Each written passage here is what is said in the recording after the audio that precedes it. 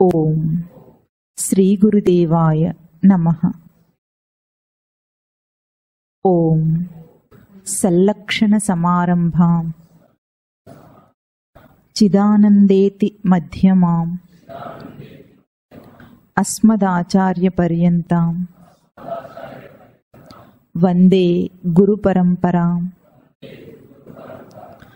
న అంతః ప్రజ్ఞం న బహిష్ప్రజ్ఞం న ఉభయతః ప్రజ్ఞం న ప్రజ్ఞానఘనం న ప్రజ్ఞం న అప్రజ్ఞం అదృష్టం అవ్యవహార్యం అగ్రాహ్యం అలక్షణం అచింత్యం అవ్యపదేశ్యం ఏకాత్మ ప్రత్యయసారం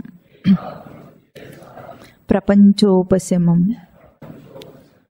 శాంతం శివం అద్వైతం చతుర్థం మన్యంతే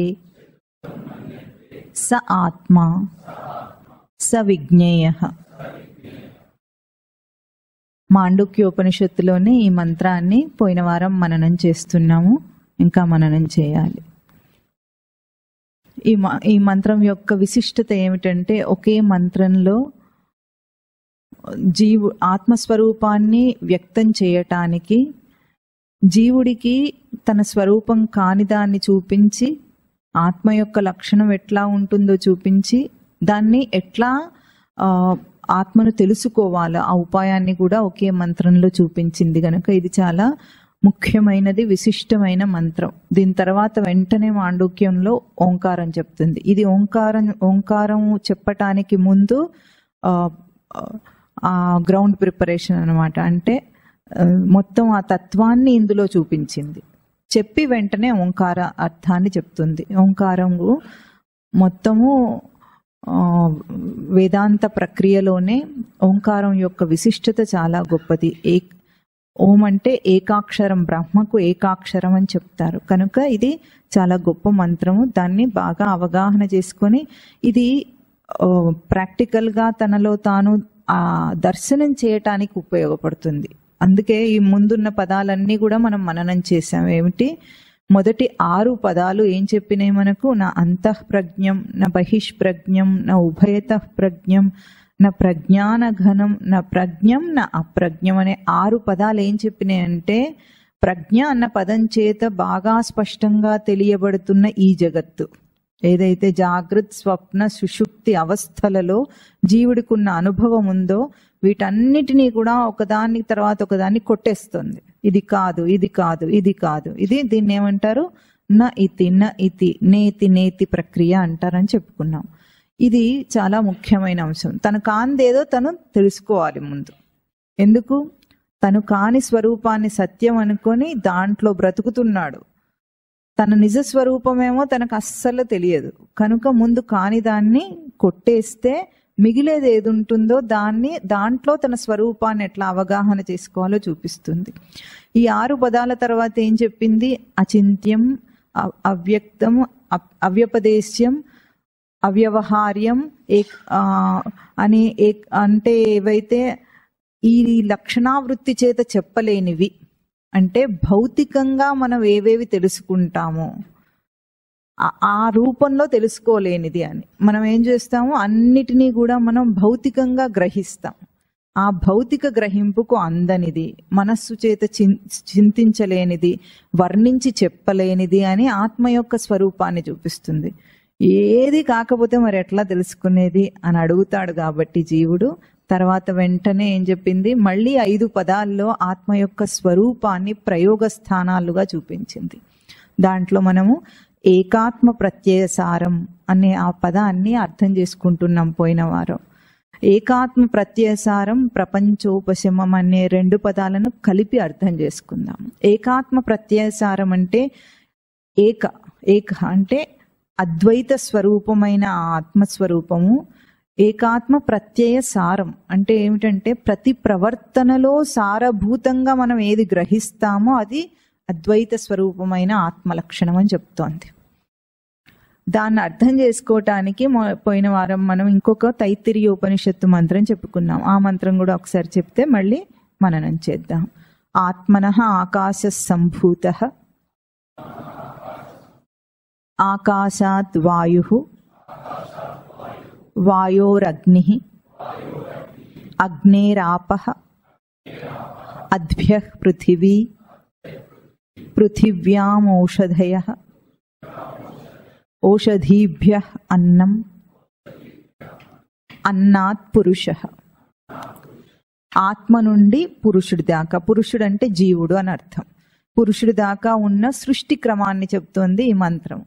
అయితే మనకి కనిపించే లోకంలో 3 స్థానాలు మనం పోయినసారి చెప్పుకున్నాం. ఒకటి ఏమిటంటే బయట ఉన్నది పాంచభౌతిక సృష్టి, పంచమహాభూతాలతో ఉన్న సృష్టి.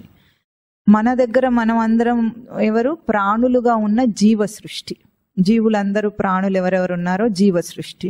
ఇంకొకటేమో విషయ జగత్తు. విషయ జగత్ అంటే మన లోకం ఏదో మనకు మన సంసారంలో కనిపించే విషయాలన్నీ కలిపిన ఒక సాంసారిక వ్యావహారిక జగత్తు. ఈ 3 స్థానాలు మనకు కనిపిస్తున్నాయి. ఈ 3 స్థానాల్లో కూడా ఆత్మ యొక్క స్వరూపమే ఏకధారణలో ఉంది అని పోయినసారి మననం చేస్తున్నాం. ఎట్లా మననం చేసామంటే పంచమహాభూతాల లక్షణాలన్నీ కూడా మన దేహంలో ఎక్కడెక్కడ ఉన్నాయి, ఎట్లా చేరింది, మనకు ఆత్మ లక్షణం మన దాకా ఎట్లా చేరింది అని చెప్పుకోవటం మొదలు పెట్టాము. దానికి మనం సూత్రం ఏం చెప్పుకున్నామంటే పేరెంటల్ క్యారెక్టరిస్టిక్స్ అంటారు. అంటే విత్తనంలో ఏది ఉంటుందో మొక్కలో అదే లక్షణాలు వస్తాయి అని. అట్లాగే విత్తనం ఏమిటి ఇక్కడ? ఆత్మ. ఆత్మ నుండి ఆకాశ సంభూత. ఆత్మ వలన ఆకాశం వచ్చింది గనుక భగవద్గీతలో స్వామి ఏం చెప్తారు? బీజం మాం సర్వభూతానాం విద్ధి సనాతనం. మాం సనాతనం బీజం విద్ధి సర్వభూతానం. అన్ని భూతములలో కూడా నేనే సర్వభూతములలో కూడా సనాతనమైన బీజంగా ఉన్నానని చెప్తారు. ఆ ఆత్మస్వరూపమే ఇప్పుడు పంచమహాభూతాల్లో ఉంది. ఎట్లా ఉంది అంటే పంచమహాభూతాలకు ఒక్కొక్క దానికి కూడా, పంచమహాభూతాలు అంటే ఏమిటి? ఆకాశము, వాయువు, జలము, అగ్ని, జలము, పృథివీ. ఇవన్నిటికీ కూడా ఒక్కొక్క దానికి ఒక్కొక్క లక్షణం ఉంది అని చెప్పుకున్నాం. ఎక్కడ మొదలైంది? ముందు ఆకాశాత్ ఆత్మనః సంభూతః. ఆత్మనః ఆకాశ సంభూతః. ఇప్పుడు ఆత్మ నుండి ఆకాశం వచ్చినప్పుడు ఆకాశానికి శబ్ద గుణం ఉంది అన్నాం మనం. కానీ ఆత్మ యొక్క లక్షణం నిశ్శబ్దం. శబ్దం అంటే శబ్దం యొక్క రూపం ఏమిటంటే నిశ్శబ్దమును పలికించేది శబ్దం. ఇప్పుడు ఇక్కడ ఏమీ శబ్దం లేదు, శబ్దం వచ్చింది అంటే అదేం చేసింది? నిశ్శబ్దమును పలికించింది. నిశ్శబ్దము సర్వవ్యాపకమై అన్ని వేళలా ఎప్పుడు ఉండేది నిశ్శబ్దం. మనం శబ్దం చేసినప్పుడు, శబ్దం వచ్చింది అన్నప్పుడు ఏమవుతుంది? నిశ్శబ్దం పలుకుతుంది. ఇప్పుడు ఆత్మ నుండి ఆత్మ లక్షణం నిశ్శబ్దం. ఆ నిశ్శబ్దము ఆకాశము శబ్ద రూపంలో మోసుకొస్తుంది మన దగ్గరకు.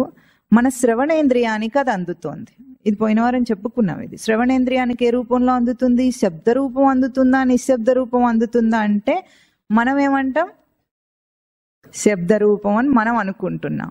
మనం అనుకునేది తప్పు. ఎందుకంటే శబ్దం ఏమో మిల్లీ వోల్ట్స్ రూపంలో వస్తుంది, డెసిబల్స్. మనం తీసుకునేటప్పుడు శబ్దాన్ని లోపలికి తీసుకుంటామా, భావాన్ని తీసుకుంటామా? శబ్దం లోపలికి వెళ్ళదు. సైంటిఫిక్ గా కూడా శబ్దం లోపలికి వెళ్ళదు. లోపలికి ఏమో నరాల్లో మిల్లీ వోల్ట్స్ రూపంలో తీసుకుంటోంది. అంటే ఈ చెవి ఇక్కడ ఏది ఉందో ఈ శ్రవణేంద్రియం దగ్గరే బయట శబ్ద రూపం పోయి దానికి నిశ్శబ్ద రూపం వస్తుంది, వచ్చి భావాన్ని లోపలికి ఇచ్చేస్తుంది. ఇప్పుడు మనం ఇన్నిసార్లు విన్న మాటలన్నీ మన దగ్గర లోపల ఉన్నాయి, రికార్డ్ అయ్యి. అదే ఒక టేప్ రికార్డర్లో రికార్డ్ చేస్తే ఎట్లా ఉంటాయి? మాటల రూపంలో ఉంటుంది. అంటే శబ్దాన్ని శబ్ద రూపంలో పెట్టుకుంటుంది అది, అంతేనా? మళ్ళీ శబ్ద రూపంలోనే వినిపిస్తుంది మనకు. మనం ఏం తీసుకుంటుంది? మన చెవి విద్యుదయస్కాంత తరంగ రూపంలో తీసుకుంటుంది. మన దేహంలో అంతా విద్యుదయస్కాంతమే ఉంది. ఎలక్ట్రోమాగ్నెటిక్ కండక్షన్ అంటారు. ఎలక్ట్రోమాగ్నెటిక్ ఫ్రీక్వెన్సీ రూపంలో అన్ని తీసుకుంటుంది. అప్పుడు ఏమైంది? ఆకాశం శబ్ద రూపంలో మోసుకొస్తే మన దేహం ఏమో దాన్ని డీకోడ్ చేసి నిశ్శబ్దంగా తీసేసుకుంది. అంటే శబ్దం పోయింది, నిశ్శబ్దం మిగిలింది. నిశ్శబ్దం మన లక్షణం. ఆత్మలో ఏ లక్షణం ఉందో మన శ్రవణేంద్రియం కూడా దాన్నే గ్రహించి ధరిస్తుంది. మనం శబ్దం ఎందుకు వింటున్నాం మరి అన్నది ఒక ప్రశ్న వస్తుంది. అవునా? ఇప్పుడు మీకు అందరికి శబ్దం వినిపిస్తుందా? వినిపిస్తుంది. మరి ఏం తీసుకుంటున్నారు? శబ్దం తీసుకుంటున్నారా? భావం తీసుకుంటున్నారు. కానీ మనం శబ్దం మీద ఏం మాట్లాడతామంటే బాగుంది, బాగాలేదు, శ్రావ్యంగా ఉంది, శ్రావ్యంగా లేదు, నాకు నచ్చింది, నాకు నచ్చలేదు అనే ఒక ప్రవృత్తి భావాన్ని అక్కడ పెడతామన్నమాట. మనం దేహమేమో అపరా ప్రకృతి, పంచమహాభూతాలు కూడా అపరా ప్రకృతి అంటారు దాన్ని.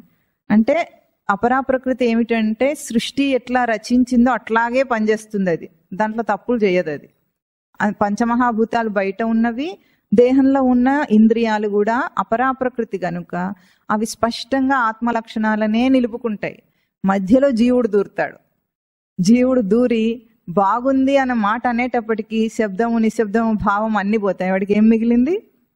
బాగుంది, నచ్చింది, నచ్చలేదు, కావాలి, వద్దు అన్ని వీడి ద్వంద్వ ప్రవృత్తి అక్కడ పెడతాడనమాట.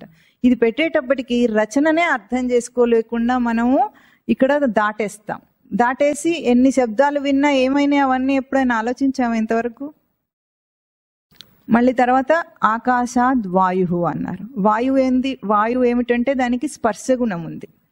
వాయువు గాలి వీస్తే స్పర్శగుణం వస్తుంది. మన దేహానికి అందేటప్పుడు అదే గుణంలో ఉంది. ఇప్పుడు స్పర్శేంద్రియం అంటే చర్మం. స్పర్శేంద్రియ రూపంలో వాయువుకున్న స్పర్శగుణం మన దాకా అందుతుంది. ఆత్మలక్షణం అస్పర్శం. మరి మన దగ్గర మనకు స్పర్శ కదా తెలుస్తుంది అన్నారు. మీరందరూ ఉన్నట్టున్నారు. ఏమి తగలకుండా ఉంటే మీ స్పర్శ గుణం తెలుస్తుందా? మీకు అస్పర్శ రూపంలాగా ఉందా? మీకు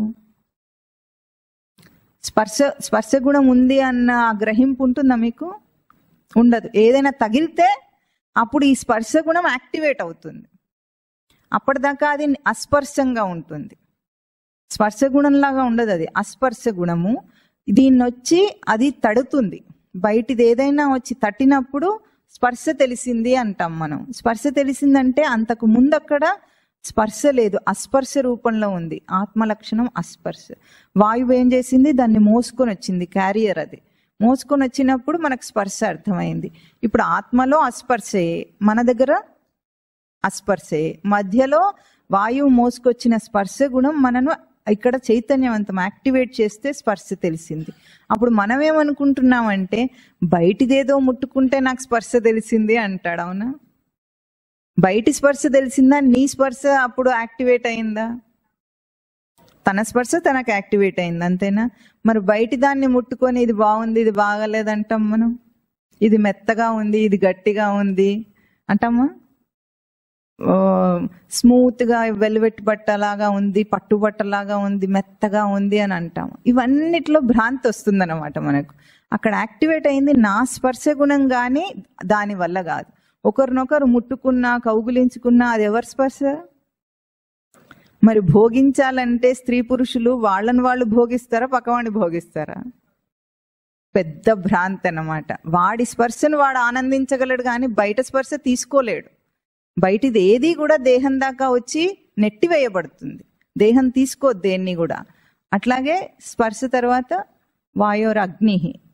అగ్ని ఏం చేస్తుంది? అగ్నికి ఉంది వెలుగు. వెలుగు మన దేహంలో ఎక్కడుంది? ఏ ఇంద్రియం? కంటి చూపు.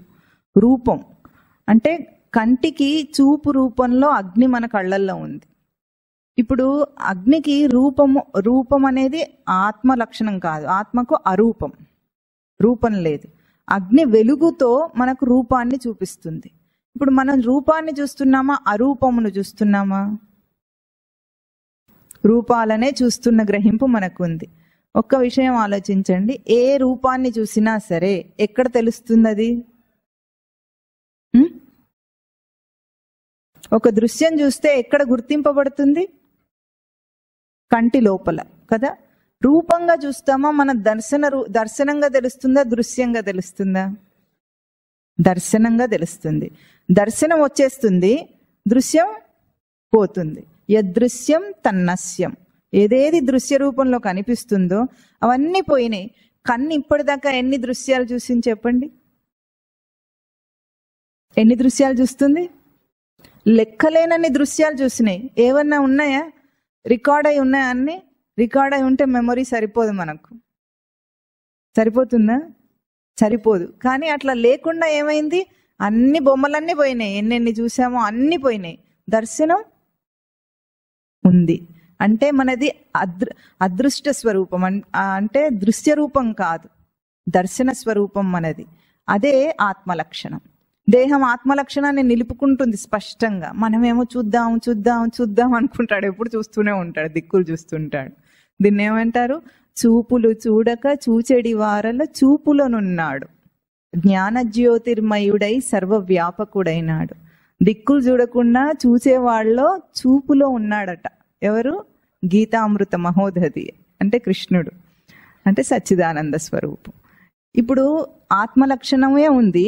అగ్ని వెలుగు రూపంలో మన కంట్లోకి చేరి అరూపమును చూపించింది. అరూపం అంటే దృశ్య రూపం కాని దర్శన స్వరూపం. అందుకే గుడికి వెళ్తే ఎవరైనా సరే చూసొస్తానంటారా, దర్శనం చేసుకొని వస్తానంటారా? ఎంత పామరుడైనా సరే దేవుణ్ణి చూసొస్తానంటారా? అనరు, దర్శనం అంటారు. ఆ ఒక్క చోట మాత్రం దర్శన పదమే వాడతారు. వెళ్ళగానే ఏం చేస్తాడు? తకీమని కళ్ళు మూసుకుంటాడు. ఇంత కష్టపడి వెళ్ళి కళ్ళు మూసుకోవటం దేనికి? కళ్ళు తెరిచి చూడొచ్చు కదా, తెరిచే కదా చూడాలి. కానీ వెంటనే కళ్ళు మూతపడతాయి. ఎందుకు మూతపడతాయి? అక్కడ సృష్టి యొక్క రచన ప్రవర్తిస్తుంది, కానీ జీవుడు ఆటోమేటిక్గా చేస్తాడు ఆ పనిని. దిక్కులు చూడటప్పుడు ఒక్కసారైనా కళ్ళు మూసుకుంటారా లేదా? ఎందుకంటే దర్శన స్వరూపాన్ని చూస్తాడు. దర్శనంలో భగవంతుడు కనిపిస్తాడు, కానీ దృశ్యంలో కనిపించడు. దృశ్యం ఏమిటి? ఆలంబన. దృశ్యాన్ని చూసి దర్శనం చేస్తాడు. అప్పుడు తన దర్శన స్వరూపం తనకు అర్థమవుతుంది. ఇప్పుడు అగ్ని తీసుకొచ్చిన అరూపం ఆత్మ యొక్క లక్షణాన్ని యథాతథంగా దేహం పోషిస్తుంది, చక్షురింద్రియం. తర్వాత అగ్నేర్ ఆపహ. ఆపహ అంటే నీరు.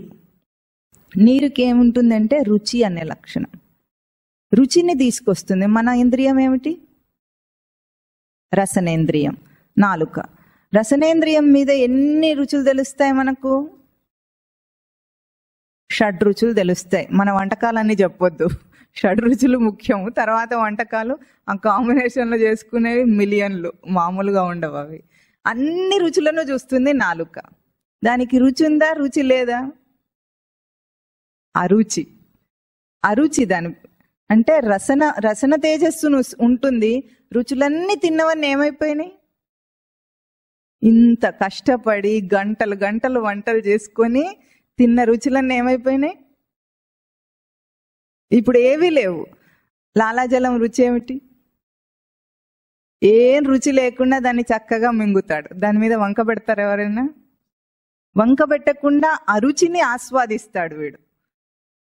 మనం ప్రవృత్తిపరమైన జీవుడు ఏమంటాడు? నాకు అది ఇష్టం, నాకు ఇది ఇష్టం అంటాడు. నీకు ఇష్టమైంది అరుచియా రుచియా? రుచి కోసం ఎంత కష్టపడతారు మనుషులు. ఆగలేడు అసలు. తినడం నిగ్రహించాలంటే రోగం వచ్చిందనుకోండి, పోనీ సాధన కోసం కాకపోయినా రోగం వచ్చినప్పుడు ఏదైనా కొద్దిగా బీపీ వస్తే ఉప్పు తక్కువగా తినమన్నాడు. జీవితంలో ఉన్న కష్టమంతా వీడు మొహంలో కనిపిస్తుంది, లోకంలో ఉన్నదంతా. అదేదో కోల్పోయినట్టు మొహం పెడతాడు. అంటే రుచికి అంత బానిస. అది ప్రవృత్తి. దేహం ఏమనదు, సృష్టి ఏమనదు, ఎవ్వరేమనరు. మనిషి ప్రవృత్తి ఉంటుంది కదా, వాడికి ఒక అభిరుచి ఉంటుంది.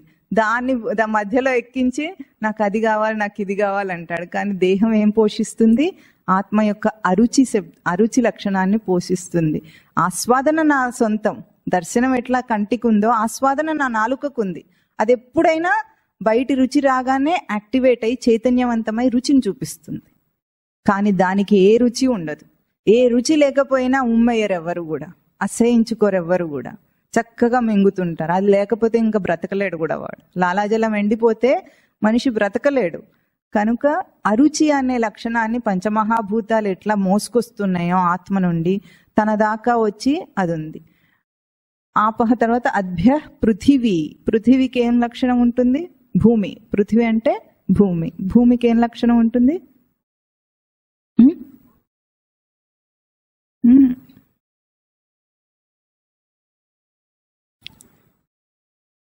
ఎప్పుడైనా తొలకరి చినుకులు పడ్డప్పుడు ఏమొస్తుంది మనకు? మట్టి వాసన.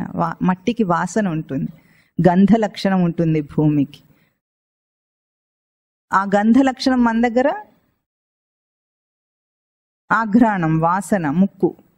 ముక్కు అనే జ్ఞానేంద్రియ రూపంలో మన దగ్గరకు వచ్చింది. ఇప్పుడు మనం ఎన్నో వాసనలు చూస్తుంటాం. ఇప్పుడు వాసన వస్తుందా మీకు? ఏం వాసన వస్తుంది?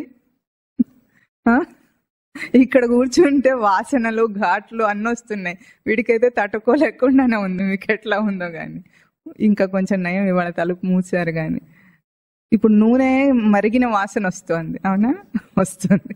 ఇప్పుడు చూసారా, ఇన్ని వాసనలు గుర్తుపడతాము. మన ఆఘ్రాణేంద్రియానికి వాసన ఉందా? లేదు. ఆఘ్రాణేంద్రియానికి వాసన లేదు. అంటే ఆత్మ యొక్క లక్షణం అగంధం. అగంధం మన దగ్గర ఎట్లా ఉంది? వాసన లేని రూపంలోనే ఉంది. అన్ని వాసనలు వచ్చి నా అగంధ రూపాన్ని తట్టి ఆత్మ యొక్క స్ఫురణనిస్తాయి. ఎందుకు ఈ పంచ జ్ఞానేంద్రియాలన్నీ ఎందుకు ఇట్లా డిజైన్ చేయబడినాయి అంటే, ప్రతిదీ బయట నుండి వచ్చే అన్ని గ్రహింపులు నీ సచ్చిదానంద స్మృతిని నీకు తట్టి ఒకసారి చూపించటానికి. దీన్ని ఒక మంచి ఆధ్యాత్మిక రూపంలో మనిషికి ఒక అభ్యాసాన్ని పెట్టింది హిందూ ధర్మంలో.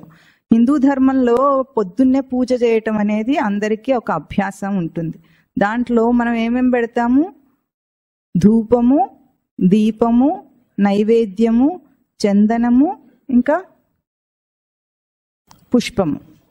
ఇవన్నీ పెట్టినప్పుడు మన పంచ జ్ఞానేంద్రియాలు కూడా శుద్ధి అవ్వటానికి, ఆధ్యాత్మిక రూపాన్ని పొందటానికి పొద్దున్నే ఆ అభ్యాసం. ఎందుకు?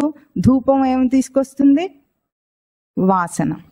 దీపము వెలుగు. నైవేద్యము రుచి. ధూపం, దీపం, నైవేద్యం, ఇందాక ఏం చెప్పుకున్నాం? పుష్పాలు ఏమిటో చెప్పండి చూద్దాం.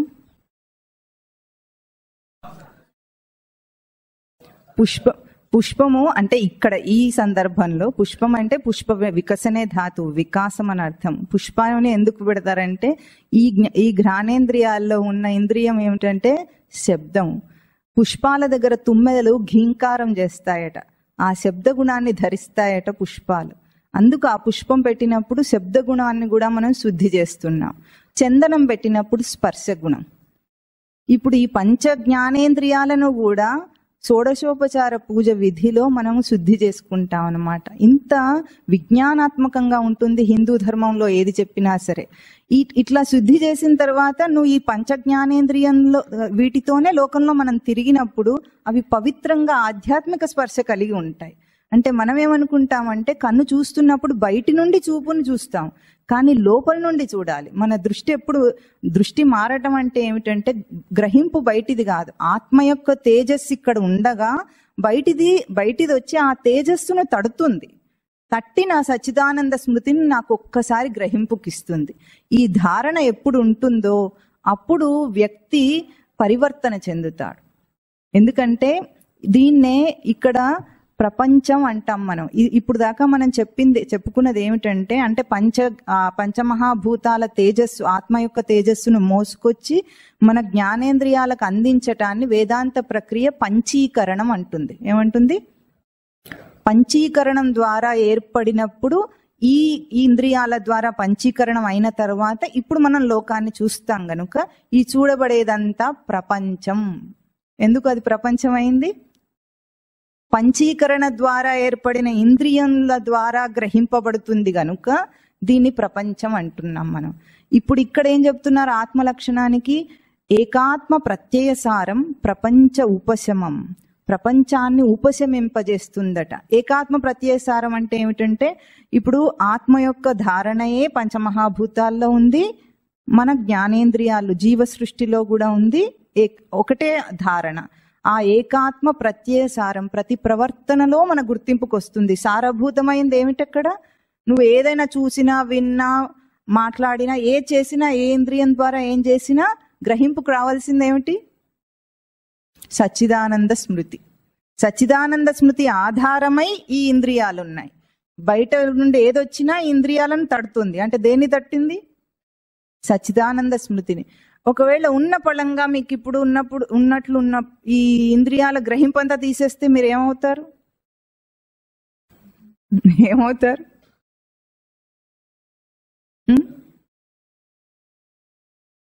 బయట నుండి ఏమీ తెలియదు, దేహం దాని గ్రహింపుకు పనికిరాదు.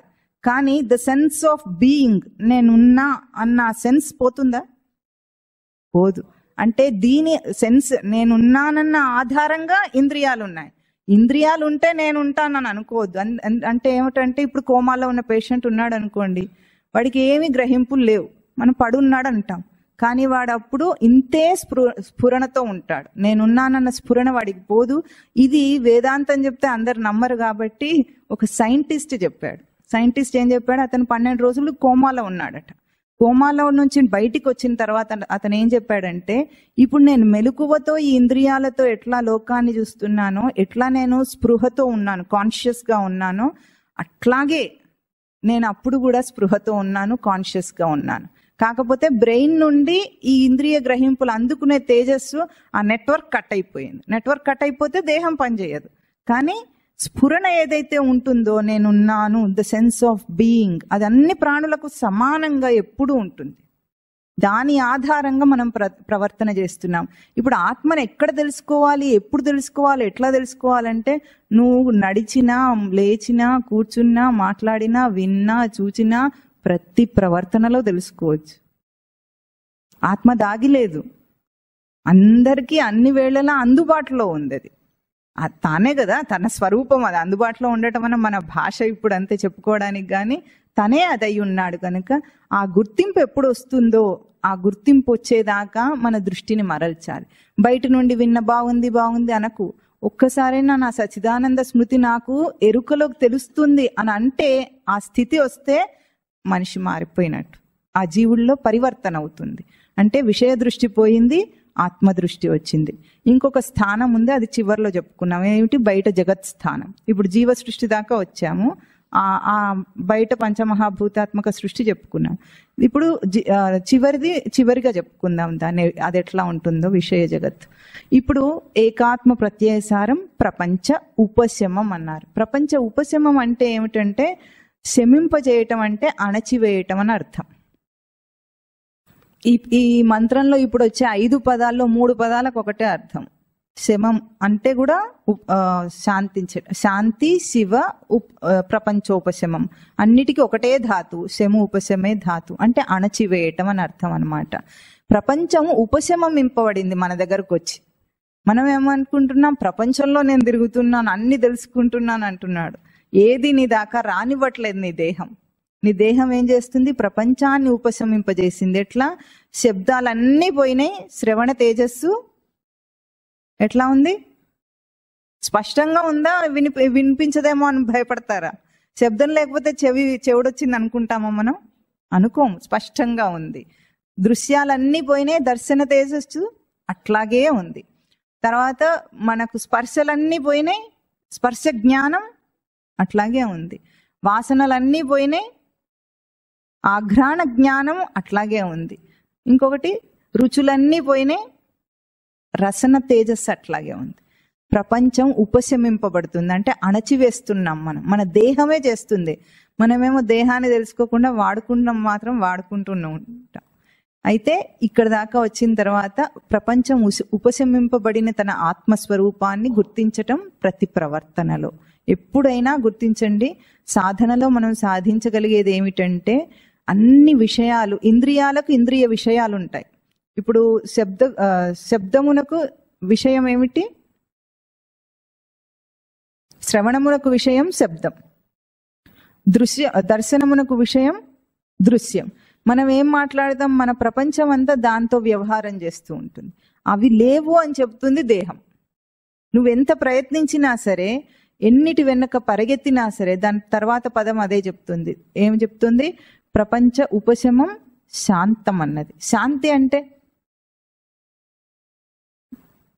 అంటే పీస్. ఎవరో నిన్న కూడా పీసే చెప్పారు, ఇప్పుడు కూడా పీస్ ఇంగ్లీష్లో చెప్తున్నారు.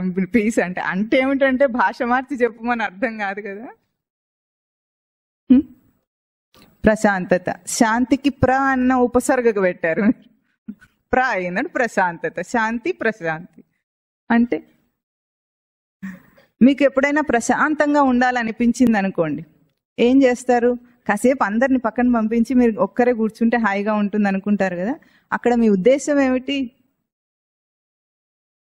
ఈ గోల లేకుండా, ఈ విషయాలు లేకుండా కాసేపు ఉండాలని, అంతేనా? ఆ ప్రయత్నంలోనే కాసేపు ప్రశాంతంగా ఉండాలని ప్రయత్నం చేస్తారు. నిన్న ఒక హాస్యం చెప్పుకున్నాం, ప్రశాంతత కోసం గుడికి వెళ్తారా అందరూ? మన గుడికి వెళ్ళడం ఎట్లా ఉంటుందో పరమస్వామి వారి భాషలో చెప్పమంటారా? భార్యాభర్త పిల్ల జల్ల అందరు కలిసి గుడికి వెళ్తారట. వెళ్ళి సరిగ్గా గర్భగుడి ముందు నిలబడతారట. నిలబడి అప్పుడు గుర్తొస్తుందట వీడికి, ఇంటికి తాళం వేసావా లేదా అని. ఆవిడని అడుగుతాడట, ఏమే ఇంటికి తాళం వేసావా అంటాడట. ఆవిడ అంటుందట, నేను చంటాన్ని ఎత్తుకున్నానండి, మీరే వేస్తారన్నారు అని ఆవిడ అంటుందట. ఇద్దరు కలిసి పోట్లాడతారు. ఎక్కడ? గర్భగుడిలో విగ్రహం ముందు నిలబడి ఇది ఇట్లా ఉంటుంది మన గుడికి వెళ్ళే ప్రశాంతత. వెళ్ళినప్పటి నుండి బయట గోలనే ఉంటుంది. మనసంతా బయట గోలతో నింపుకొని కనీసం దర్శనం చేసుకునే అంతసేపు కూడా ప్రశాంతంగా ఉండడు. వెళ్ళింది మాత్రం గుడికి ప్రశాంతత కోసం. అట్లా ఉంటుంది ప్రశాంతత. ప్రశాంతత అది కాదు. శాంతి శబ్దానికి శము ఉపశమే ధాతు. శాంతి ఎప్పుడు వస్తుంది మనిషికి? ఒక చిన్న విషయం ఆలోచిద్దాము. ఎప్పుడైతే మీరు విషయాలన్నీ వదిలేసి కాసేపు ఖాళీగా ఉండాలనుకుంటారు, ఎందుకో తెలుసా? విషయము మనిషికి భారం, స్వరూపం కాదు అది. అదంతా వాడు దాని వెంటబడి అభ్యాసం చేసి కూర్చుకున్నవి అవన్నీ.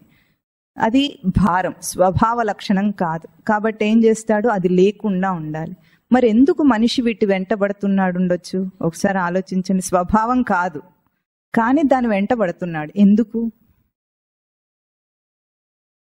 ఎందుకంటే అనాదిగా జీవుడికి, ఈ జన్మలో కాదు, జన్మాంతరాలుగా జీవుడు ఎన్నెన్ని జన్మలను ఎత్తి ఇప్పుడు మనుష్య జన్మ దాకా వచ్చాడో అన్ని జన్మలలో కూడా వాడికి ఒక లోపల మొట్టమొదట ప్రవచనం మొదలు పెట్టుకున్న రోజు చెప్పాం. ఒకటి ఏమిటంటే ఎటర్నల్ క్వెస్ట్ ఉంది, అంటే జిజ్ఞాస ఉంది వాడికి. ఏ జిజ్ఞాస ఉంది? దేన్ని తెలుసుకోవాలనే? తనను తెలుసుకోవాలనే జిజ్ఞాస ఉంది. ఆ జిజ్ఞాస తెలుసుకోవాలన్న లక్షణం అట్లాగే ఉంది, కానీ దేన్ని తెలుసుకోవాలో వాడు మర్చిపోయాడు. అన్నిటిని తెలుసుకుంటున్నాడు, ఇంకా అదే పనిగా అన్నిటినీ తెలుసుకుంటున్నాడు. అందుకే కదా మనిషి బతుకున్నంత కాలం నేర్చుకుంటూనే ఉంటాడు, ఏదో ఒకటి తెలుసుకుంటూనే ఉంటాడు. అన్నిటినీ తెలుసుకున్న తర్వాత మరి ఇప్పుడు ప్రశాంతత కావాలి కదా వాడికి, ప్రశాంతత వచ్చేసి ఉండాలి కదా, అయినా రాలేదు. ఎందుకంటే వాడి జిజ్ఞాస విషయాన్ని తెలుసుకోవటం కాదు, అన్నిటినీ తెలుసుకునే తనను తెలుసుకున్న రోజున సమాధాన పడతాడు. సమాధానం దొరుకుతుంది వాడికి. అప్పటిదాకా సమాధానం దొరకదు. అందుకే ఎన్ని జన్మల్లో ఎన్ని ప్రయత్నాలు చేశాడో, మానవ జన్మలో ఎంత విజ్ఞానాన్ని సంపాదించాడో మనిషి, అంత విజ్ఞానము కలిసి కూడా వాడికి శాంతినివ్వలేవు. ఏ రోజు వాడు అంతర్ముఖుడై దృష్టి మార్చుకొని తనను తాను తెలుసుకుంటాడో శాంతిస్తాడు. ఇంకా వాడికి వెంపర్లాట, బయటికి పరిగెత్తటం అనేది ఆగిపోతుంది. అప్పటిదాకా మనిషికి ఎట్లా ఉంటుందంటే మళ్ళీ మళ్ళీ మళ్ళీ మళ్ళీ తెలుసుకుంటూనే ఉంటాడు. ఏం తెలుసుకుంటాడు అనేది అక్కడ అంశం కాదు, తెలుసుకోవడం మాత్రం ఆగదు. ఎందుకు? లోపల ఉన్న ఆర్తి అది, తనను తాను తెలుసుకోవాలి, తనను తాను తెలుసుకోవాలని. ఆ రోజు శాంతి. ఏ రోజు? తనను తాను తెలుసుకున్న తర్వాత అన్నిటికీ ఏమని తెలుసుకుంటాడు తననంటే, ఇన్ని తెలుసుకున్నాను కదా, వీటన్నిటికీ ఆధారం నేను, నా జ్ఞాన స్వరూపం. నా జ్ఞానమే లేకపోతే ఇవేవీ తెలియవు. ఇప్పుడు ఉదాహరణకు ఈ మైక్ చూస్తున్నాను అందాం. మైక్లో ఏముంది? మైక్ ఒక్కటే ఉందా అక్కడ? స్టాండ్. స్టాండ్ అంటే స్టాండ్ కాదు, మైక్ ఒక ఆబ్జెక్ట్ తీసుకున్నాం. ఇప్పుడు ఇక్కడ ఏముంది? మైక్ ఉంది అని చూస్తున్నాం. మైక్తో పాటు నేను చూచుట అనే నా తెలివి ఉందా లేదా? చూచుట అన్న తెలివి తీసేస్తే మైక్ ఉంటుందా? ఇప్పుడు మైక్ని ఇక్కడ లేనిదిగా చెయ్యాలంటే మైక్ని పారేయక్కర్లేదు. చూడటం ఆపేస్తే మైక్ ఉండదు.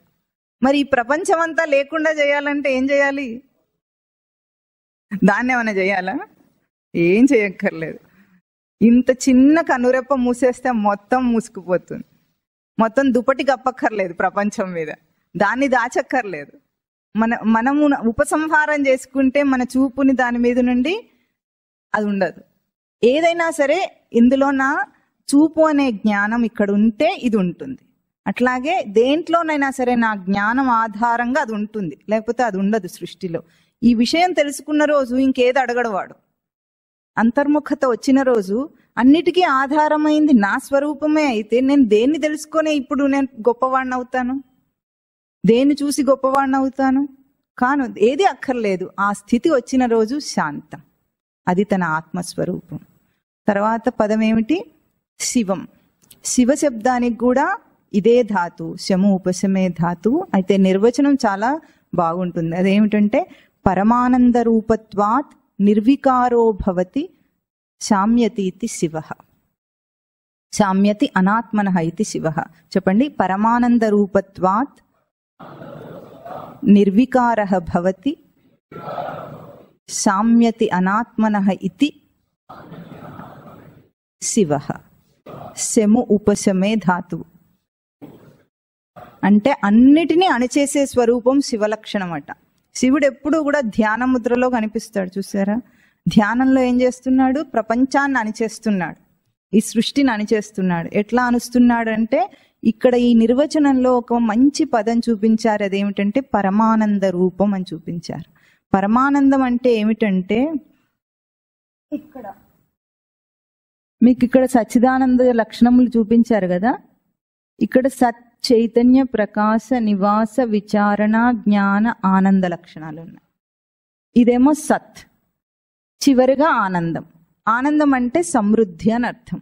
సమృద్ధి అంటే నిండుదనం. దేని యొక్క నిండుదనం? లోకంలో ఉన్న వస్తువుల యొక్క నిండుదనం కాదు, సత్లక్షణం యొక్క నిండుదనం, సమృద్ధి.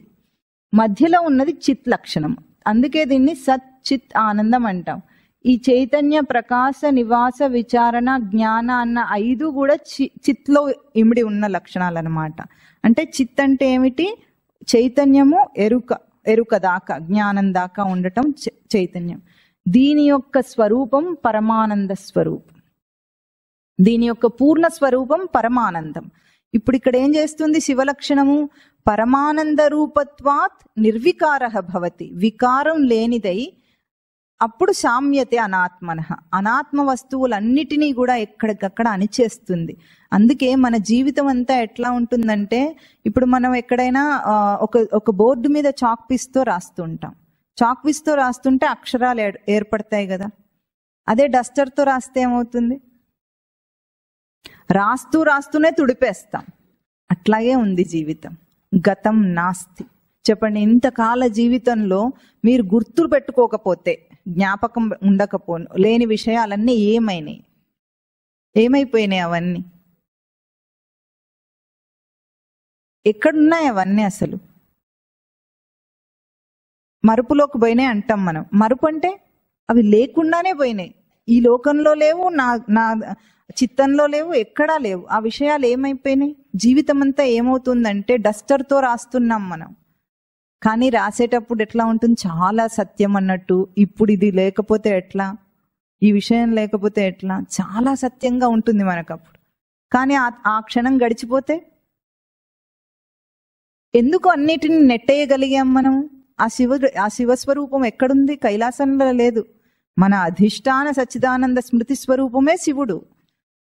కృష్ణుడన్నా శివుడన్నా ఎవరన్నా సరే దేవతామూర్తులు అంటే సచ్చిదానంద స్మృతి స్వరూపం అని గుర్తించాలి. అద్వైత వేదాంతం దాన్ని సచ్చిదానందములు అంటుంది. భక్తి మార్గంలోకి వెళ్ళినప్పుడు చాలా రూపాలు చూపిస్తారు. కానీ ఏదైనా చెప్తున్నది ఉన్న ఒక్క తత్వం గురించి. ఆ స్వరూపం ఏం చేస్తుంది? అన్నిటినీ తుడిచిపారేస్తుంది మన జీవితంలోంచి. మనమే వదిలేస్తున్నామా? అవి పోతున్నాయంటే చెప్పండి, విషయాన్ని మనం వదిలేస్తామా? అది పోతుందా? అదే పోతుందా?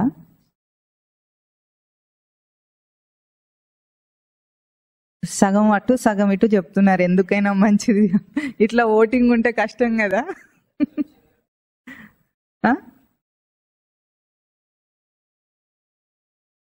వేరే ఇంకొకటి వస్తుంది పోతుంది కాదు. మనం వదిలేస్తామా? విషయాలు అవే పోతాయా? మనమే వదిలేస్తాం. మనమే వదిలేసామంటే అర్థం ఏమిటి? మనమే పట్టుకున్నామని కదా అర్థం.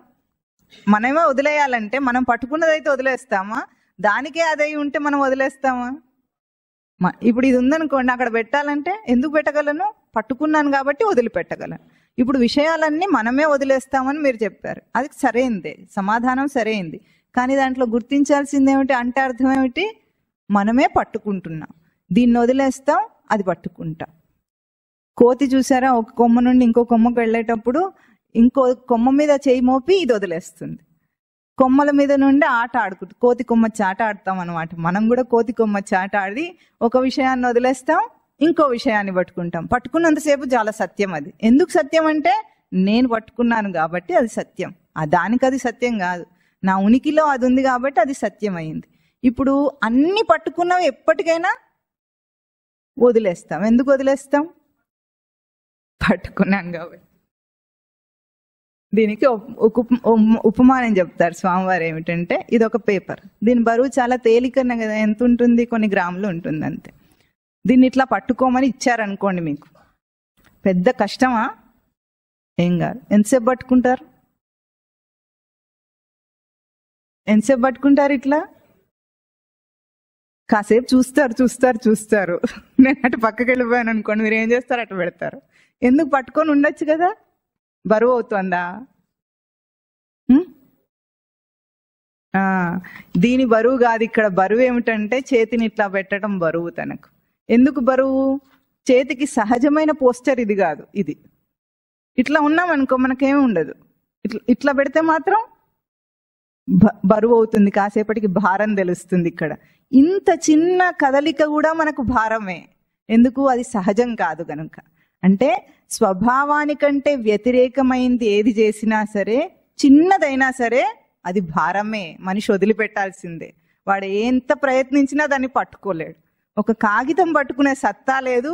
ఇంత విషయ జీవితాన్ని పట్టుకొని నేను పట్టుకుంటాను అంటాడు. అందుకే జీవితం ఏం చేస్తుంది? వదిలించి నీ చేతిదిగో చూడు, నువ్వు అన్న వదిలేసావు అంటుంది చివరికి. అదే కదా మరణం అన్న ఒక చిన్న స్పర్శ ఏం చేస్తుంది? ఓ బ్రతుకున్నప్పుడు ఇది ఏది లేకపోయినా నేను బ్రతకలేను అంటాడు. పోయేటప్పుడు ఏదీ తీసుకెళ్ళడే, ఒక్క చిన్నది కూడా రాదే వెంట. ఉన్నంతసేపు ఏం చేస్తాడు? ఇదెట్లా అదెట్లా, వాళ్ళు లేకపోతే ఎట్లా, వీళ్ళు లేకపోతే ఎట్లా, ఏది లేకపోయినా కష్టమే వీడికి. వాళ్ళు లేకపోయినా ఏం కాదు కానీ ఏది లేకపోయినా బ్రతకలేను అన్నట్లుగా ఇదంతా భ్రాంతి. ఆ భ్రాంతి తీసేసుకొని ఆధార స్వరూపం నేనైతే ఇప్పుడు అవి లేకున్నా నేనున్నాను అనుకోండి, వాటితో అవసరం ఏమిటి? పరిగెత్తుతాడా వాటి వెనక? పరిగెత్తాడు. ఇది శివస్వరూపం చేసే పని. మన లోపలే ఉన్న అధిష్టాన సచిదానంద స్మృతి స్వరూపం మనకి ఎంత మేలు చేస్తుందంటే, నా స్వరూపమే అది. మనం మాట్లాడేటప్పుడు జీవుడుగా ఉన్నాం కాబట్టి నా లోపల ఉండి అని మాట్లాడుతున్నాం. ఏం చేస్తుంది? ఇన్ని జన్మల్లో కుక్క దేహంతో ఉంటే నేను కుక్క అని జపం చేస్తే కుక్కని వదిలించింది అది. నేను వచ్చేసింది, కుక్కను విడిచిపెట్టాడు. పిల్లి దేహంలోకి వెళ్ళాడు, పిల్లిని వదిలేశాడు, నేను బయటికి వచ్చింది. అన్ని గర్భాలలో అన్ని దేహాలను వదిలిపెట్టాడు, నేను వచ్చేసింది బయటికి. వచ్చి ఈరోజు దేహం మనిషిలాగా వచ్చి నేను మనిషిని అంటున్నాడు మళ్ళీ. అంటే దీని అర్థం ఏమిటి? తర్వాత ఏమవుతుంది? మనిషి ఉండడు, నేనుంటా. నేననేది సర్వకాల సర్వావస్థల్లో సత్యం. ఇవన్నీ కండిషన్డ్ కాన్షియస్నెస్ అంటారు. ఈ స్మృతులన్నీ కూడా నా జ్ఞానం అన్నిటితో కలిపిన జ్ఞానం. దీన్ని తీసేస్తే, అందుకే పైన అంతఃప్రజ్ఞం, బహిష్ప్రజ్ఞం, ఉభయత ప్రజ్ఞం, ప్రజ్ఞానఘనం, ప్రజ్ఞ, అప్రజ్ఞ అన్నిటినీ కొట్టిపారేసింది. ఎందుకంటే అవేవి లేకున్నా నా జ్ఞానం నాకు ఉంటుంది. ఇది ఇక్కడ శివస్వరూపం. బాగా గుర్తించండి. ఓం నమ శివాయ జపం చేస్తున్నారంటే ఏం చేస్తున్నారు? ప్రపంచాన్ని అణచివేస్తున్నాడు శివుడు. అది నేను కూడా చేస్తున్నాను ఇప్పుడు. అది గుర్తించి చేయండి. ఇంత విషయ జగత్తులో ఉండి ఇది చెయ్యాలి. విషయ జగత్తు లేకుండా చేయమని చెప్పలేదు. దేహధారిగా ఉన్నంతసేపు ఈ వ్యావహారిక లోకంలోనే బ్రతుకుతాడు, తప్పదు. కానీ ఇక్కడే ఉండి అది లేకుండా నా స్వరూపం వేరుగా ఎట్లా ఉంది, దానికి ఆధారమై ఎట్లా ఉందో అది గుర్తించటం మానవ జన్మకు సార్థకత. ఇది శివస్వరూపం. వెంటనే ఏమంటుంది? అద్వైతం అన్నది. అద్వైత పదం చాలా గొప్ప విశేషం. అద్వైతం అంటే అద్వైత మతం అనుకుంటారు అందరూ. మతం అంటే ఒక వ్యక్తి యొక్క అభిప్రాయం అని అర్థం. అద్వైతం మతం కాదు, సృష్టి యొక్క ప్రక్రియలో ఉన్న రచన అది. ఇప్పుడు చూడండి, ఇక్కడ నుండి సచ్చిదానంద స్మృతి నుండి కూడా మన దాకా, ఇంద్రియాల దాకా వచ్చేదాకా కూడా ఏమైంది? అదంతా కూడా ఏకధారణలో ఉంది. ఆత్మ యొక్క లక్షణాలనే మోసుకొస్తూ ఉంది. ఇప్పుడు విషయ జగత్తు ద్వైతమా అద్వైతమా అన్న, ద్వైతం అంటే ముందు అద్వైత పదాన్ని అర్థం చేసుకోండి. నా ద్వైతం అద్వైతం. ద్వైతం అంటే మారు రూపం అని అర్థం. మారు రూపం ఉంటే, తనకు మారు రూపం ఉంటే అది ద్వైతం. కానీ సృష్టికి మారు రూపమే లేదట. ఇది అద్వైతం అంటుంది. ఎందుకు అద్వైత స్వరూపం అంటే ఆత్మ లక్షణాలను దేహం దాకా మోసుకొచ్చాం.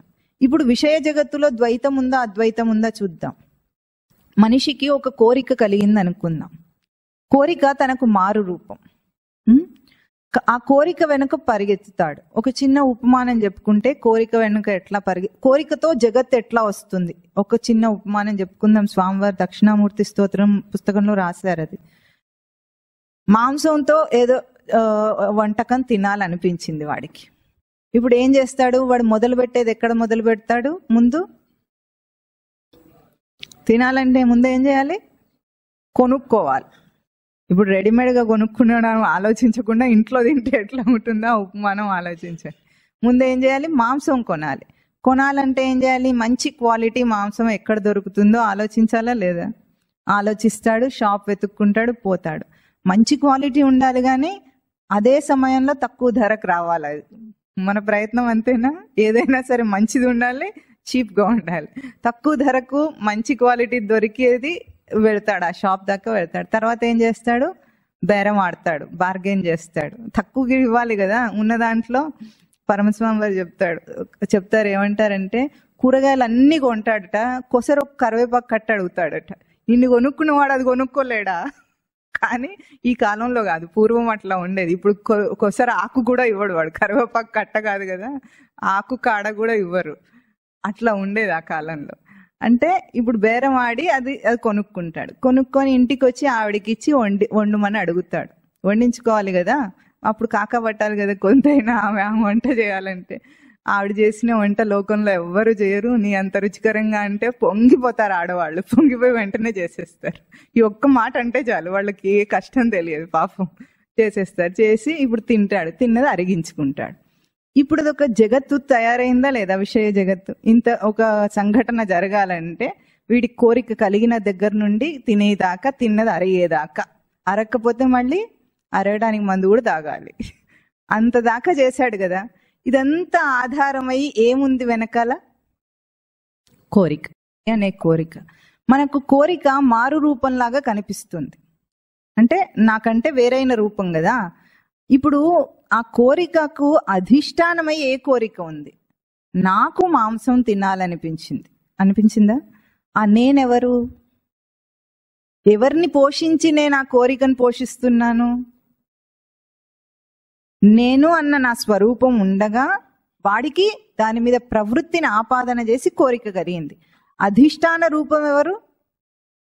నేను. నాకు కోరిక కలిగితే నేను ఇంత జగత్తును సృష్టిస్తా. లేకపోతే ఈ కోరిక కలగలేదనుకోండి, ఈ జగత్తు వస్తుందా వాడికి? ఒక మాంసాహారికి ఈ జగత్తు వచ్చింది, శాకాహారికి ఒక గొర్రె పిల్లని చూశారనుకోండి, అందరికి ఏం గుర్తొస్తుంది?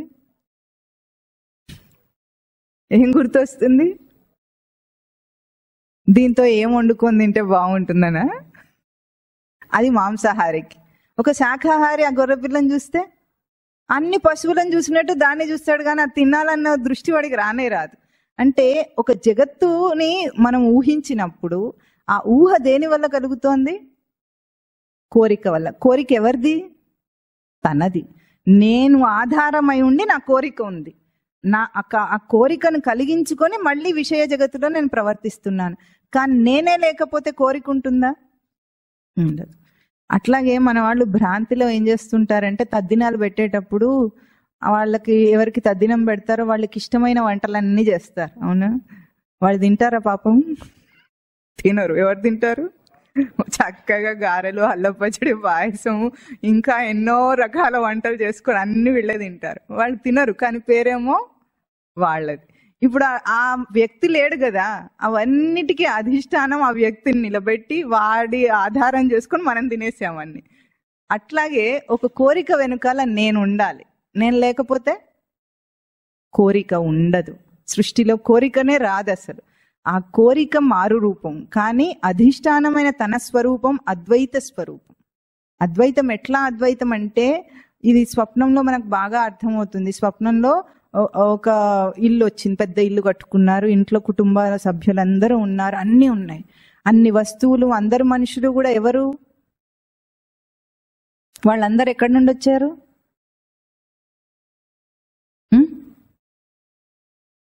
ఎవరు కట్టారా ఇల్లు? ఎవరు కట్టారు? మనసు కట్టింది. బాగుంది కదా, మనసు కట్టే ఇల్లు అయితే ఖర్చే లేదు అసలు, ఎవరు పర్మిషన్ తీసుకోక్కర్లేదు, పైసా ఖర్చు లేదు, చక్కగా ఎంత పెద్ద ఇల్లన్నా కట్టుకోవచ్చు. ఆ ఇంట్లో ఉన్న మనుషులందరూ ఎవరు? వాళ్ళందరూ నా మనస్సా వేరే వాళ్ళ? ఇప్పుడు ఆ ఇంట్లో మీ అమ్మ నాన్న వచ్చారనుకోండి, ఆ కళలో మీ అమ్మ నాన్న మనస్సు వస్తుందా? మీ మనస్సే మీ అమ్మ నాన్న రూపం అవుతుందా? అంటే స్వప్నంలో కూడా వీడు అద్వైతంలో ఉంటాడు చక్కగా, అంతా తన మనస్సే ఊహిస్తుంది. కానీ అందులో ఎంతమంది క్యారెక్టర్లు వచ్చినా సరే వాళ్ళందరూ వాళ్ళ మనసులు గారు, నా మనస్సే అక్కడ అన్ని రూపాలు దాచుస్తుంది. ఇప్పుడు అద్వైతమా వాడికి ద్వైతమా? అద్వైత స్వరూపం. విషయ జగత్తులో అద్వైతమే, పంచమహాభూతాత్మక సృష్టి అద్వైతమే, జీవ సృష్టి అద్వైతమే. అయితే అవగాహనలో భేదం వల్ల ద్వైత బుద్ధి వస్తుంది. అందుకే దీనికి ఒక మంచి శ్లోకం చెప్తారు. రామచంద్రుల వారు హనుమంతుని అడుగుతారు ఒకసారి, హనుమ నీకు నాకు ఉన్న సంబంధం ఎటువంటిది, నీకేం అర్థమైంది, అవగాహన అయిందో చెప్పుమని అడిగితే హనుమంతుడు ఒక శ్లోకం చెప్తాడు. దేహబుద్ధ్యా దాసోహం అంటాడు. అంటే దేహాత్మ బుద్ధి చేత నేను నీకు దాసుణ్ణి, నువ్వు నాకు ప్రభువువి. జీవబుద్ధ్యా త్వదంశక, జీవాత్మ బుద్ధి చేత నీలోనే ఒక అంశమును నేను. రాముడు అంటే ఎవరక్కడ? సచ్చిదానంద పరబ్రహ్మ స్వరూపం. దాంట్లోని ఒక అంశమే జీవుడు, ఒకానొక అంశం, ఒక భాగం. ఆత్మబుద్ధ్యా త్వమేవాహం, అంటే ఆత్మబుద్ధి చేత నీకు నాకు భేదం లేదు అంటాడు. ఇది నిశ్చితా మే మతి, ఇది నిశ్చయంగా నా అభిప్రాయం అంటాడు. ఎందుకంటే మనము దేహబుద్ధితో ఉంటే ఈ జగత్తు సత్యం అవుతుంది, మారు రూపం అవుతుంది. ఎందుకంటే తనకంటే వేరైంది కదా, ఈ లోకంలో ఏది చూస్తున్నా సరే ఇదంతా కూడా తనకంటే వేరై మారు రూపంగా కనిపిస్తుంది. అప్పుడు ద్వైతం వస్తుంది. జీవబుద్ధ్యా, జీవుడు అంటే దేహంతో ఉంటే ఎట్లా? కేవలం ఇప్పుడు అందరూ దేహంతోనే బ్రతుకుతున్నారు. అంటే ఏ కాన్షియస్నెస్ మనకు, ఏ స్మృతి, సచ్చిదానంద స్మృతి స్థాయి దేహంలో ఉందన్నమాట. దేహాత్మ భావంతో ఉంది. దేహమే నేను అన్న భావంతో బ్రతికితే ఏమవుతుంది? ఈ విషయ ప్రపంచం సత్యం. ఎంత సత్యం? నీకంటే వేరైన సత్యం, అంతా నిన్ను ఆటాడించే సత్యం. దాంతో జనన మరణాలను అనుభవిస్తాడు జీవుడు. జీవబుద్ధ్యా, ఈ దేహ బుద్ధిని దాటితే ఏమొస్తుంది? జీవబుద్ధి వస్తుంది. జీవుడికి ఏమిటి? జననం మరణం అన్నప్పుడు పుట్టి మళ్ళీ జన్మనెత్తేది ఎవరు? జీవుడు. ఆ జీవుణ్ణి నేను అనుకుంటే మళ్ళీ జన్మ పరంపరలో తిరగాలి. ఇప్పుడేమో లోక పరంపర, దేహబుద్ధితో ఉన్నప్పుడేమో లోక పరంపర, విషయ పరంపర. జీవబుద్ధితో ఉంటే ఏమవుతుంది? జన్మ పరంపర, మళ్ళీ పుట్టి మళ్ళీ చచ్చి, పునరపి జననం పునరపి మరణం పునరపి జననీ జఠరే శయనం ఇహ సంసారే బహుదుస్తారే కృపయా పారే పాహి మురారే అంటారు భజగోవిందంలో. అంటే ఈ పునరపి జననం పునరపి మరణం అనే ఇది జన్మలు రాకు, మళ్ళీ పుట్టడం, మళ్ళీ చావటం, మళ్ళీ గర్భనరకము, మళ్ళీ విషయ పరంపర, ఇదే ఉంటే జీవబుద్ధితో ఉన్నాడని అర్థం. అదే వాడి స్మృతి స్థాయి అంటే కాన్షియస్నెస్ లెవెల్ ఎదిగితే ఏమవుతుంది? సచ్చిదానంద స్మృతి స్వరూపమే నేను అని ఎవడు గుర్తిస్తాడో వాడికి జన్మ పరంపర ఉండదు. ఈ జన్మ పరంపర ఉండదు. ఇంకా మళ్ళీ వాడికి ముక్తి ఎప్పుడొస్తుంది? ముక్తి అంటే ఏమిటంటే ఈ జన్మ పరంపర నుండి దాటేయటం. ఎట్లా దాటాలి? దేహాత్మ భావం దాటాలి, జీవాత్మ భావం దాటాలి. కేవల ఆత్మస్వరూపుడై ఉంటే వాడు ఈ జన్మ పరంపరను దాటేస్తాడు. ఇది అద్వైత స్వరూపం తనది. ఈ అద్వైత స్వరూపమే అందుకునేదాకా వాడికి శాంతి లేదు. అందుకే లోకంలో విశిష్టాద్వైతము, ద్వైతము అని అన్ని మతాలు చెప్పినా కూడా అవన్నీ కూడా ఎదుగుటకు సోపానాలే. కానీ అత్యున్నతమైనది వేదాంత, అద్వైత వేదాంత తత్వం. ఇది మనం చెప్పుకుంటున్నది ఏమిటి? త్వమేవాహం, అదే నేను అది ఒక్కటే, సచ్చిదానంద పరబ్రహ్మ స్వరూపం. నేను వేరు కాదు, అక్కడ నేను అదే అయి ఉన్నాను అనే ఆ స్థాయి దాకా ఎట్లా అందుకుంటాడు? సాధన చేత ఎదుగుతాడు.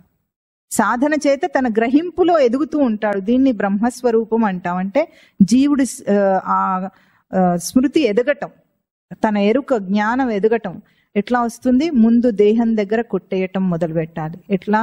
ఎందుకు దీన్ని అద్వైతం అన్నది చతుర్థం మన్యంతే అన్న తర్వాత పదం. చతుర్థం మన్యంతే అంటే దాని అర్థం మామూలుగా ప్రసిద్ధంగా ఏం చెప్తారంటే 4వది అనుకుంటున్నారని. 4వది ఎట్లా అవుతుంది? మనం ఓంకారం చెప్పుకున్నప్పుడు చెప్పుకున్నాం. ఓంకారంలో ఏముంటాయి? అకార, ఉకార, మకార మాత్రలు. ఒక్కొక్కటి కూడా అకారమేమో జాగ్రత్త అవస్థ, ఉకారమేమో స్వప్నావస్థ, మకారమేమో సుషుప్తి అవస్థ. ఈ 3 పలికిన తర్వాత ఏ నిశ్శబ్ద స్వరూపం ఉంటుందో దాన్ని 4వది అనుకుంటారు, మన్యంతే అంటున్నారు అక్కడ. 4వది అనుకోవటం అనేది ప్రసిద్ధార్థం. నిజమైన అర్థం ఏమిటంటే చతే యాచనే, చతుర్థం పదానికి అర్థం అంటే యాచించటం. యాచించటం అంటే కోరటం. జీవుడు అనాదిగా కోరుతున్నది తన ఆత్మస్వరూపాన్ని. అది చతుర్థం. నేను నేను అని జపం చేస్తూ ఉన్నాడు కదా, ప్రతి జీవి నేను నేను అనే జపం చేస్తుంది. మనిషి కూడా ప్రతి ప్రవర్తనలో నేను నేను అని జపం చేస్తున్నాడు. ఆ నేనుని అనాదిగా కోరుతున్నాడు జీవుడు.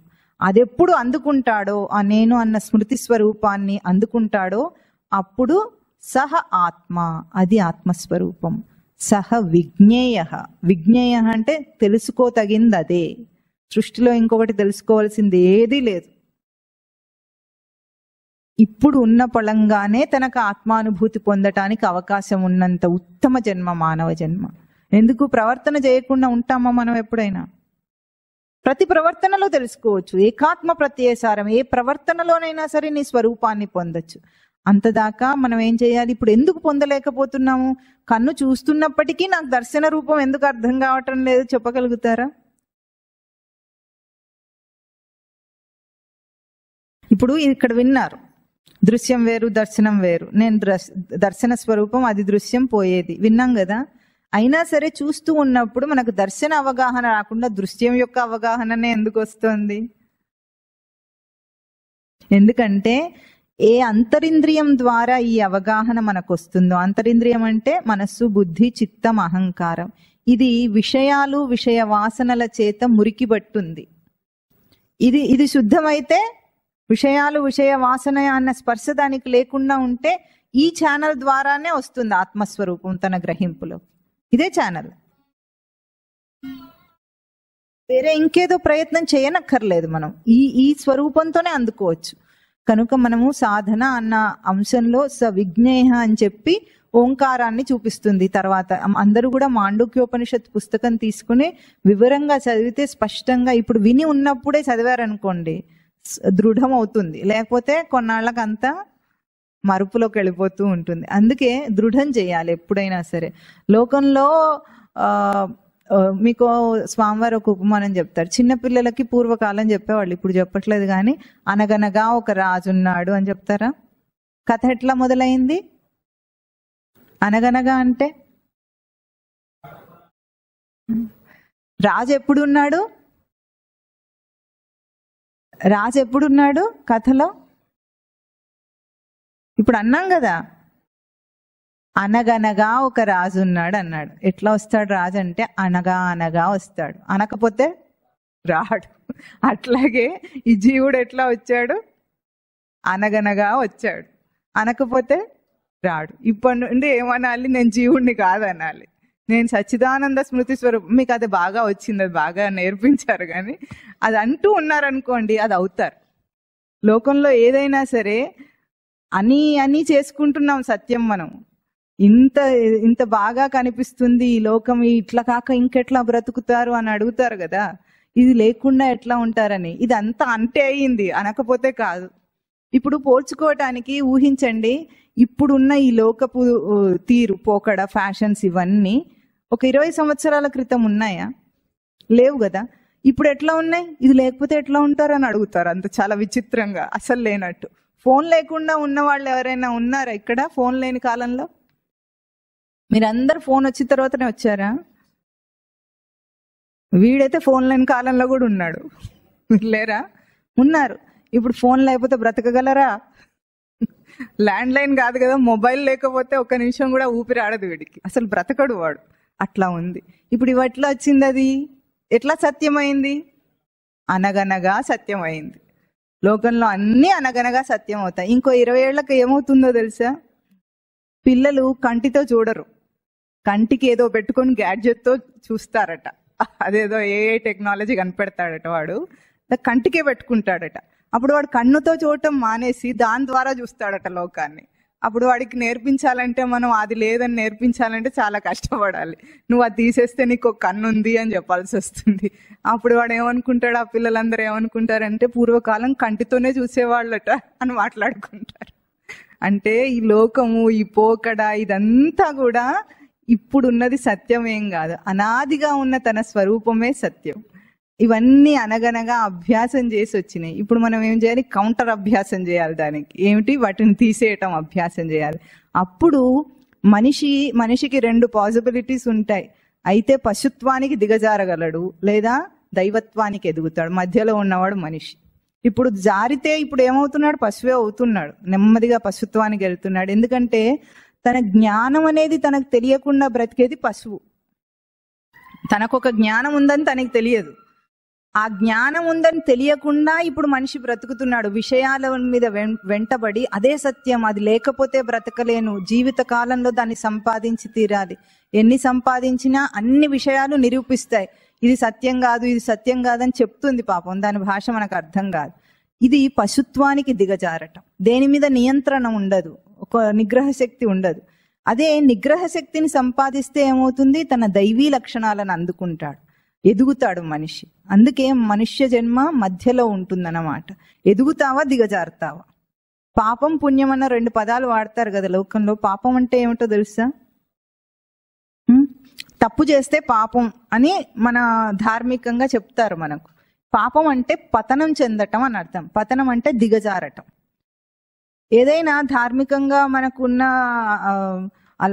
లోకంలో చెప్తారు కదా, హిందూ ధర్మంలో ఉన్న అలవాట్లు చేయకపోతే తప్పు అని చెప్పారు అనుకోండి. అంటే అర్థం ఏమిటంటే, ఇప్పుడు బ్రాహ్మణులు కానీ క్షత్రియులు కానీ ఎవరైనా జంధ్యం ఉన్నవాళ్ళు, సంధ్యావందనం చేసుకునే అర్హత ఉన్నవాళ్ళు సంధ్యావందనం చేయకపోతే పాపం అని చెప్పారనుకోండి. ఎందుకు పాపం అని చెప్పారంటే, వాడి విధి అక్కడ సంధ్యావందనంలో తాను చెప్పే మంత్రంలో తాను ఈ సచిదానంద స్వరూపపు తేజస్సునే ప్రార్థన చేస్తుంటాడు. అక్కడ దాన్ని చేయకుండా ఉంటే వాడు దిగజారుతాడు. కనుక అది పాపం అన్న పదంలో చెప్పారు. పుణ్యం అంటే కర్మని శుభే ధాతు, అంటే కర్మలో శుభమును పొందటం. ఏ ఒక్క కర్మను మనం ఆచరించినా సరే దాంట్లో శుభమును పొందితే, శుభం ఎప్పుడవుతుంది? ఏదైనా శుభకర్మ ఎప్పుడవుతుందంటే, మామిడాకులు కడితే, పూలు తోరణాలు కడితే శుభం కాదు. అది తాను తన సచిదానంద స్మృతిని నిలిపి ప్రవర్తిస్తే ఆ కర్మ శుభకర్మ. తాను తనను విస్మరించి ప్రవర్తిస్తే అశుభ కర్మ. అది పాపం పుణ్యం అంటే బయటెక్కడో ఉండవు. తనను గుర్తించుకొని ఉంటే, స్వరూపాన్ని గుర్తించి నిలుపుకొని ఉంటే శుభం పుణ్యం. స్వరూపాన్ని వదిలేస్తే పాపం పతనం. ఇప్పుడు మనం ఎదుగుతామా దిగజారుతామా అనేది మన చేతిలోనే ఉంటుంది. సృష్టి అంత ఎక్విప్మెంట్ అంతా మనకి ఇచ్చింది, ఎట్లా చేయాలో చెప్పింది, దానికి తగిన శాస్త్రాన్ని ఇచ్చింది, అంతా ఇచ్చింది. చేయటం తన చేతుల్లో ఉన్న పని. కనుక ఇప్పటిదాకా మనం చేసుకున్న ఆత్మ విచారణలో పూర్తిగా మీరు ఎంత దాకా తెలుసుకున్నారంటే, ఇప్పుడు అయిపోయిందా ఇంతే అధ్యాత్మ విద్య అంటే? వార్తలు మొదలు పెట్టే ముందు ఏం చేస్తారు? ముఖ్యాంశాలు చదువుతారు. అవునా? అవి ముఖ్యాంశాల దాకా వచ్చాం మనం. ముఖ్యాంశాలు అన్నీ చదివాము. ఇప్పుడు ఒక్కొక్క ముఖ్యాంశాన్ని తీసుకొని ఏం చేస్తారు? మళ్ళీ వివరంగా అరగంట సేపు గంట సేపు వాయిస్తారు. అవునా? ముఖ్యాంశాలకే ఇన్ని ప్రవచనాలు పట్టినాయి. ఆ తర్వాత సాధనం బండి చుక్ చుక్ చుక్ అని మొదలు పెడితే ఎప్పటికైనా, ఇప్పుడు మీరు రైల్వే కోచెస్ అన్నీ ఉన్నాయనుకోండి, అన్నీ అటాచ్ చేసి పెట్టారు. ముందుకు వెళ్ళాలంటే ఏం చేయాలి? ఇంజన్ పెట్టాలి. మీకు కాక ఎవరికి తెలుస్తుంది చెప్పండి? అవునా? ఇంజన్ ముందు పెడితే ముందుకు వెళ్తుంది బండి. అట్లాగే జన్మంతా అన్ని కూర్చుకుంటాడు, ఇంజన్ లేదు దానికి. ఇంజన్ అంటే ఎవరు? సచ్చిదానంద స్మృతి స్వరూపం. దాన్ని పెట్టారనుకోండి, అప్పుడు అది ఏం చేస్తుంది? అన్ని డబ్బాలను లాగుతుందా? ఒక్కదాన్ని లాగుతుందా? ఒక్కదాన్ని లాగుతుంది, అన్ని వచ్చేస్తాయి వెనక. అట్లాగే ఒక్క ప్రవర్తనలో మొదలు పెడితే సాధన, ఒక్క అంశంలో మొదలు పెడితే ముందుకు ఎదుగుతాడు తాను. ఇది తనకు లక్ష్యం, మానవ జీవితానికి లక్ష్యం. కనుక ఇప్పుడు ఎంతో చేయాలనుకొని భయపడిపోయి నా వల్ల కావు ఇవన్నీ ఎట్లాగో అని వదిలేయకూడదు. ఎందుకంటే ఇప్పుడు ఒక దీపం పట్టుకొని నడుస్తున్నాం అనుకోండి చీకట్లో, దీపం వెలుగు ఎంత దూరం వెళుతుంది? చిన్న దీపం పట్టుకెళ్తే కందిలు ఉంటుంది కదా, అది పట్టుకెళ్తే ఎంత దూరం వస్తుందండి? 4 అడుగులు వస్తుంది. మనం వెళ్లాల్సిందేమో చాలా దూరం. ఇదేమిటో ఈ చిన్న దీపం 4 అడుగులే చూపిస్తుంది, మొత్తం అక్కడ దాకా వెలుగు వస్తే తప్ప నేను వెళ్ళనన్నాడు అనుకోండి, అప్పుడు ఎట్లా ఉంటుంది? ఎప్పటికీ వెళ్ళడు వాడు. అప్పుడు మనం ఏం చేస్తాం? మనతో పాటు దీపం ఉంటే 4 అడుగులు పెడితే మళ్ళీ 4 అడుగులు, 4 అడుగులు పెడితే మళ్ళీ వెళ్తూనే ఉంటాడు. ఆ 4 అడుగులే మన గమ్యం చేరేదాకా మనం తీసుకెళ్తుంది. అట్లాగే ప్రతి చిన్న అంశము సాధనలో మొదలుపెట్టే అభ్యాసం కూడా అంత ఉపయోగకరమైనది. కనుక సాధన మొదలు పెట్టడం అనేది మనము చేద్దామా? చేద్దాం. మీరు చెప్పటానికైతే అందరు చెప్తారు, కానీ చేయమంటే చేతులు ఎత్తితే మాత్రం ఎవరు ఎత్తరు. ఈ మానసికార్చన ఎంతమంది మొదలు పెట్టారు? ఇంకా ముహూర్తం రానట్టుంది దానికి కదా. మీనమేషాలన్నీ లెక్కబెట్టి ముహూర్తం పెట్టుకుని అప్పుడు చేస్తారా? ఏం చెప్పాము? చాలా ముందుగా లేవాల్సిన అవసరం లేదు. ఎవరెవరు ఎప్పుడు లేస్తారో దానికి అరగంట ముందు లేవాలని, అంతే కదా. మామూలుగా అయితే అధ్యాత్మ విద్య సాధకుడు, సరైన సాధకుడు అయితే 4:30కు లేవాలి, బ్రహ్మ ముహూర్తంలో లేవాలి. కానీ ఇప్పుడు మీరంతా లేవలేరని ముందుగానే ఊహించి ఎవరు ఎప్పుడు లేస్తారో దానికి అరగంట ముందు. అప్పుడు జీవితంలో ఆయుష్కాలం పెరుగుతుంది. మీకు తెలుసా? నిద్రలో వేస్ట్ అయ్యేదంతా మీ ఆయుష్లో పెరిగినట్టే కదా. జీవితకాలం పెరిగినట్టే. మీ ఆయుష్ను పెంచుకుంటారు. మీరు పెంచుకొని సాధన చేయండి. మీ లౌకిక జీవితం అట్లాగే ఉంటుంది, ఎవరు ఎత్తుకెళ్ళరు. మీతో మీకు అట్లాగే ఉంటుంది. నెమ్మదిగా మొదలు పెడితే అప్పుడు ఇంజిన్ యాడ్ చేసినట్టు ఉంటుంది. అంతేనా? సరే, ఒకసారి మంత్రం చెప్పండి. నా అంతః ప్రజ్ఞం, నా బహిష్ప్రజ్ఞం, నా ఉభయతః ప్రజ్ఞం, నా ప్రజ్ఞానఘనం, నా ప్రజ్ఞం, నా అప్రజ్ఞం, అదృష్టం, అవ్యవహార్యం, అగ్రాహ్యం, అలక్షణం, అచింత్యం, అవ్యపదేశ్యం, ఏకాత్మ ప్రత్యయసారం, ప్రపంచోపశమం, శాంతం, శివం, అద్వైతం, చతుర్థం మన్యంతే, స ఆత్మా స విజ్ఞేయః. ఓం తత్ సత్.